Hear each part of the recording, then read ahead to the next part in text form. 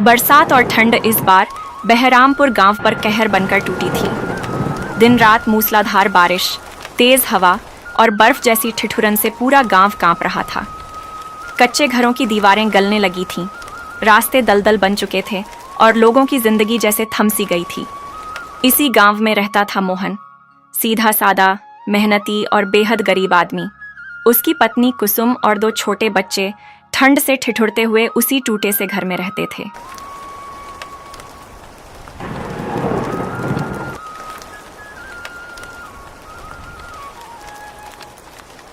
उस शाम कुसुम चूल्हे के पास बैठी कांप रही थी। मोहन भीगा हुआ अंदर आया।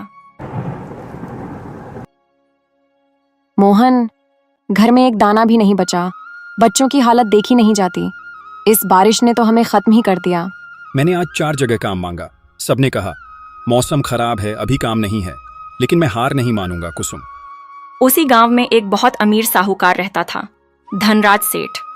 धन था बहुत, मगर दिल में इंसानियत नाम की कोई चीज नहीं। उसी रात धनराज सेठ शहर से लौट रहा था। बारिश में रास्ता फिसलन भरा था। उसका घोड़ा फिसला और वह गिरते गिरते बचा।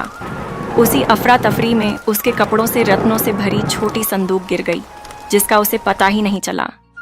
अगली सुबह सेठ पागलों की तरह ढूंढने लगा। वो संदूक मेरी पूरी दौलत है, अगर वो नहीं मिली तो मेरा सब कुछ बर्बाद हो जाएगा।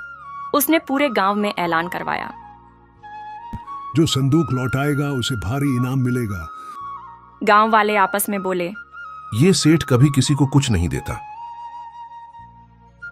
तीसरे दिन मोहन काम की तलाश में जंगल के रास्ते जा रहा था। एक गिरे हुए पेड़ के पास उसकी नजर उस संदूक पर पड़ गई।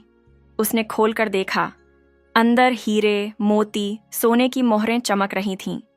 मोहन की सांसें रुक गईं। मोहन अपने आप से, इससे मेरी गरीबी मिट सकती है, पर यह किसी और की मेहनत है। वह संदूक उठाकर घर ले आया।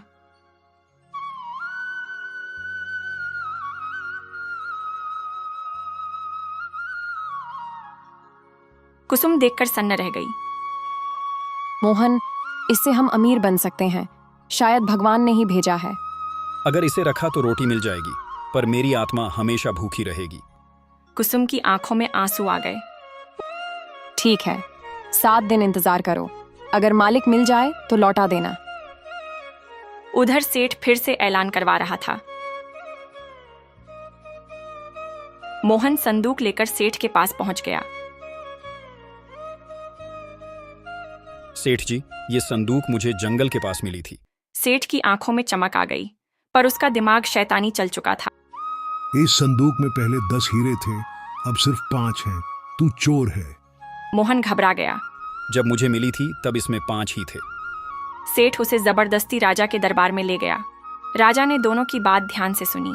2 दिन बाद फैसला सुनाया। अगर सेठ की संदूक में 10 हीरे थे तो ये 5 हीरों वाली संदूक उसकी हो ही नहीं सकती। ये संदूक मोहन की हुई। सेठ का चेहरा उतर गया। राजा ने मोहन को इनाम भी दिया। मोहन घर लौटा। ये सब तुम्हारी सच्चाई का फल है। पर मोहन चुप रहा। अगली सुबह वह संदूक लेकर फिर सेठ के पास गया। सेठ जी, ये आपकी है। आपने गलती की, पर इंसान गलती से सीखता है।